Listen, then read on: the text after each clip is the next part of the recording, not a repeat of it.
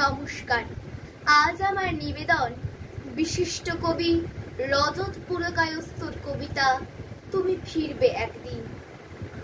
তোমার নাভিকুণ্ডের সংরক্ষণ স্থল একটা তীর্থক্ষেত্র হতে পারত।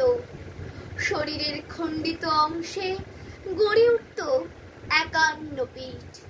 তোমার আঙুলের নির্দেশে জন্ম নিত নতুন ভারত। হয়নি কিছুই, তুমি চলে গেলে কোন নিরুদ্দেশে। ঘাতকের বেশে ছিল কিনা তোমার এই আপনজন, কিছুই জানে না তোমার প্রিয় ভারতবাসী। আমরা লজ্জা পাহারা দিই প্রতিদিন সূর্যাস্ত দেখতে দেখতে।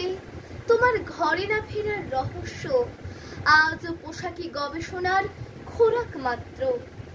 বিশ্বাস করো, আজ জনবহুল বিপন্ন ভারত অগণিত নেতার ভিড়ে তোমাকে খোঁজে।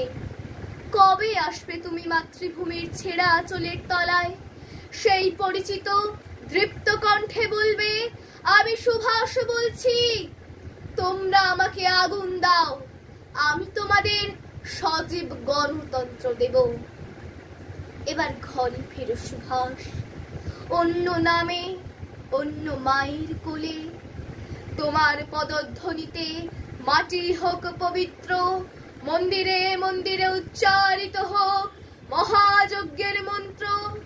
মৃত্যুর সহবাস থেকে আমরা জেগে উঠে বলি, সুভাষ এসেছে গো, সুভাষ অখণ্ড ভারতের নেতা, নেতাজি এসেছে। সব অভিমান ভুলে এবার ঘরে ফেরো সুভাষ, আমাদের জন্য, তোমার অসুস্থ ভারতের জন্য। ঘরে ফেরো একবার, শুধু একবার। নমস্কার।